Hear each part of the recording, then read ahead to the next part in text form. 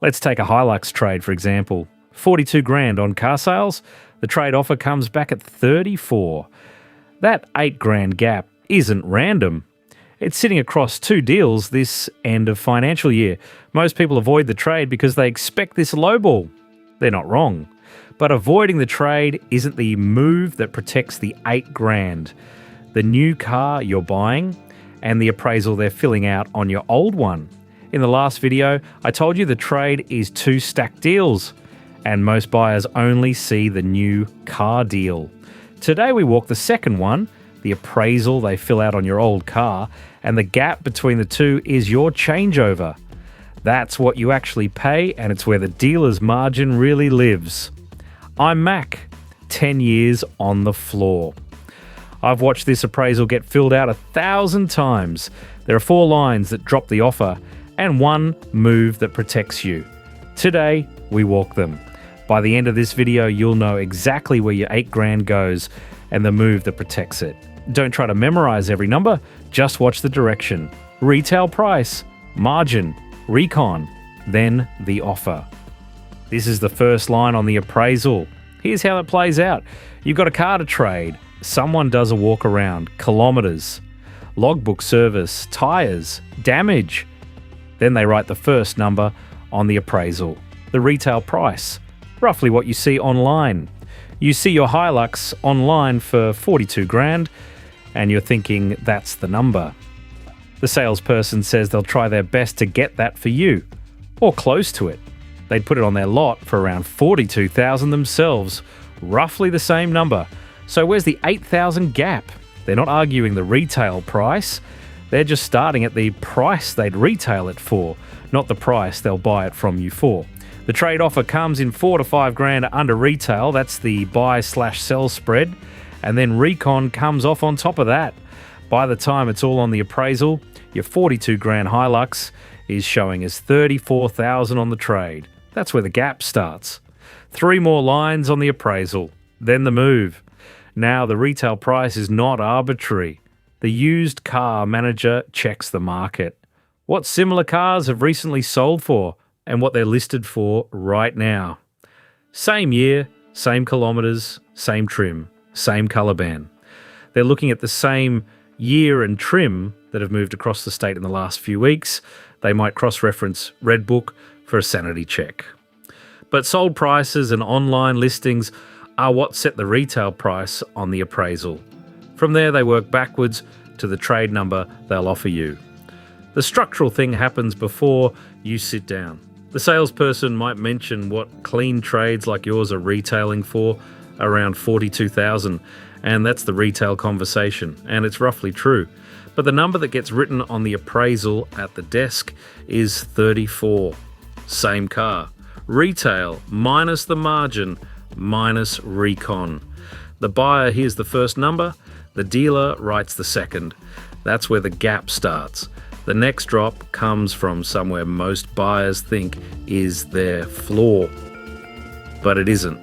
This is where the instant offer number stops mattering. Before you go to the dealer, you might run your registration number through Carsales Instant Offer, and you'll get a number back, 36.5. It feels like a second opinion. It feels like your trade floor. It isn't. Carsales Instant Offer is not the same as the dealer in front of you buying the car, and the number it shows can feel like a firm offer. It is not. The process is built around requesting an offer, so once you do that, your details move through to a buyer network. The final number can still land below what you expected, because that buyer needs margin too. So the instant offer number isn't your floor. It's a quote from a different buyer, and the dealer doesn't have to match it. What this means structurally is that you walk into the dealer with a number you think is your trade price, 36.5. The used car manager looks at it, smiles, says, yeah, that sounds about right. And then they keep writing on their appraisal because their math says 34. They might match the instant offer number on paper by inflating something else on the new car side, or they might come in just under it. Either way, the conversation moves on, and the number you brought in didn't anchor anything. Structurally, the instant offer functions as a lead generation tool, and the number you brought in can act like an anchor in your head. But it is not the same as a firm dealer offer. The buyers in that network are wholesalers, they're not the dealer you're standing in front of, and their math doesn't transfer. We're past the retail price and past the instant offer line. Next is recon, and the dealer estimates it during the walk around. This is the line they fill in before you sit down. While you're inside getting a coffee, the used car manager walks around your trade with a clipboard and he's checking 4 things: logbook service, tyre tread, paint and panel, mechanical health. Each one of those gets a number, and each number comes off the retail price. Recon, it's reconditioning, is the work the dealer has to do before they can retail your trade. Service overdue is $300 to $500. A set of tyres is $1,200 to $1,400. A paint correction on one panel is $600, and a bigger body repair pushes recon past $3,000.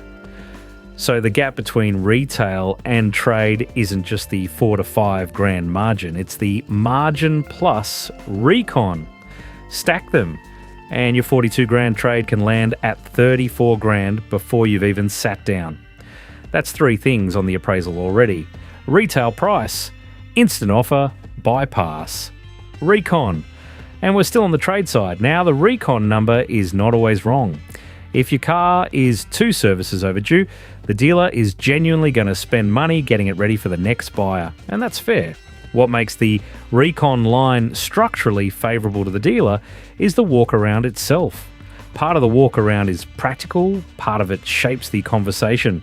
Damage, tyres, logbook history and paint all become visible before the number is shown, so by the time the appraisal comes back, the lower number feels less surprising. The move here is not to argue the recon, it's to ask to see the recon line itemised. Service, tyres, paint, body. If they show you, you've got something to push on, and if they do not, that number has not been broken down for you 3 lines down. Now for the $4,000 to $5,000, the line that keeps the lights on at the dealership. This is where buyers usually get angry, and where understanding the math pays. This is the margin every used car desk needs to make a deal worth doing. Once your car is on the dealer's lot, the clock starts ticking, and they've got money tied up in it. Recon spent. Floor plan interest starts accruing. That's the finance cost the dealer pays while the car sits in stock.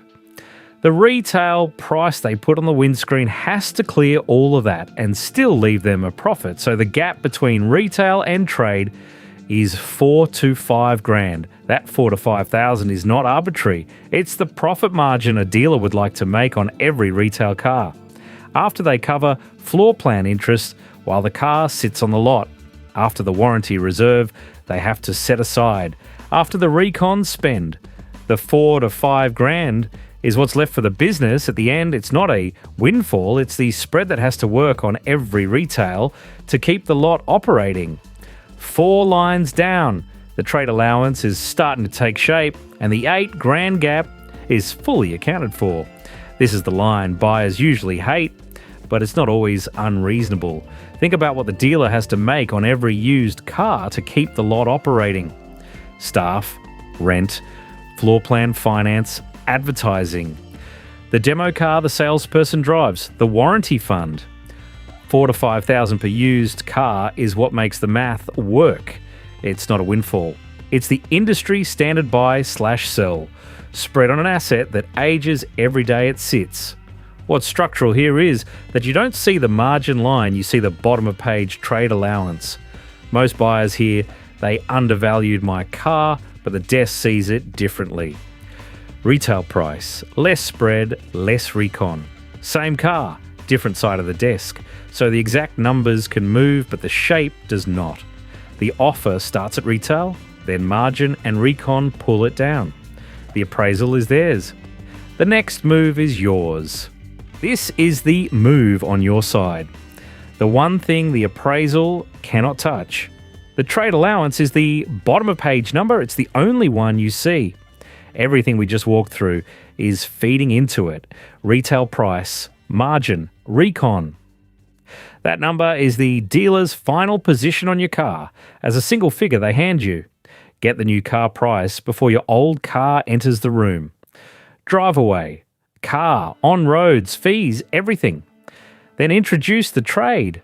If the two numbers arrive together, you can't see which one moved. 4 lines on the appraisal, all of them are theirs. What comes next is yours, but only if you separate the deals. This is the one move that flips the structure. Most buyers walk in and say, "I'm trading in my Hilux on a new whatever." And that sentence merges the two deals immediately. The dealer can move numbers between the two sides freely. $3,000 more on the trade, $3,000 less on the new car drive away. Or $3,000 less on the trade, $3,000 off the new car. Either way, your changeover figure ends up where the deal still works for the dealership. When you negotiate them separately, the dealer has to make the margin work on each side independently. The used car margin lives on the trade. The new car margin lives on the new car. Your changeover figure is whatever is left when both deals are separated.